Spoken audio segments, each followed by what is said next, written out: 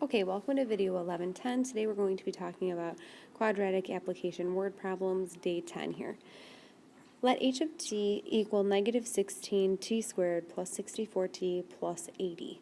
Represent the height of an object above the ground after t seconds. Determine the number of seconds it takes for the object to achieve its maximum height. So the key word here is maximum height, and that we need to go ahead and justify. So that means that I need to use math to back up my answer. Well, if we're talking about a maximum height, that's the turning point. So I need to go ahead and use my axis of symmetry formula, x equals negative b over 2a, to find the maximum height. So in order to do that, we need to write what a and b are. I don't really need c because it's not used for the axis of symmetry. And then I need to write down my formula and sub in what I have from my question. So negative b, negative 64 over 2 times negative 16. So that simplifies to become negative 64 divided by negative 32, which is an x value of 2. But now, since the question actually uses h of t, I'm just going to write that t equals 2, because really that's the time.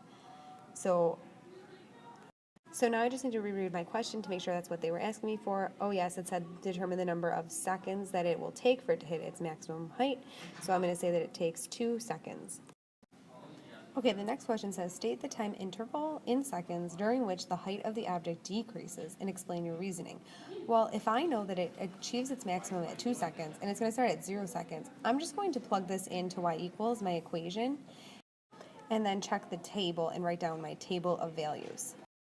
Okay, now I only wrote the t values of 2 and then up till it hits the ground, because that's when it's decreasing. After it's gone up, hits its maximum height, and then starts coming down. So now I'm going to say, I found my answer by substituting the equation into y equals and looking at the table.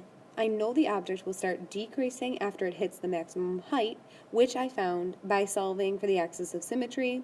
Then it will stop after it reaches the ground, or a y value of 0. So that's how I determined that this would be the interval. Now, if you'll also notice, I put the less than symbols, not equal to, because at that top and bottom, it's not increasing or decreasing. So I can write it as 2 is less than t is less than 5. But we also have, which I think most of you prefer to write it, interval notation. So I could say it starts at 2 and it goes till 5, and neither one is included. That is an equivalent answer. So if it's a multiple choice, you may see it either way. But if it's a part 2, 3, 4 short response, you can just go ahead and write it in whichever way you are more comfortable with. Okay, so that's it for that question. Okay, so for this next one, I'm just going to kind of talk about it and give you some pointers on how to do this. So after t seconds, a ball tossed in the air from the ground level reaches a height of h feet given by this function h of t equals 144t minus 16t squared. Then it says, what is the height of the ball after 3 seconds? Well, 3 seconds, that's a t value because t is measuring seconds. So in place of my t, I'm going to put the 3. And then you can just go ahead and put it in your calculator, and that'll tell you what the height is, h of 3, after 3 seconds. The next one asks for the maximum height of the ball, and in order to find that, we have to again do the axis of symmetry, but be very careful. This is written as 144t minus 16t squared. The t squared is the a term. This is not in standard form. So you can either rewrite it so it is in standard form, but make sure that you say that the a value is negative 16 and the b value is 144. There is no c value because there isn't a number without a variable in there. Okay, and then after how many seconds will the ball hit the ground before it rebounds? Well, if we're talking about hitting the ground, that means that the height, h of t, or the y value, is 0.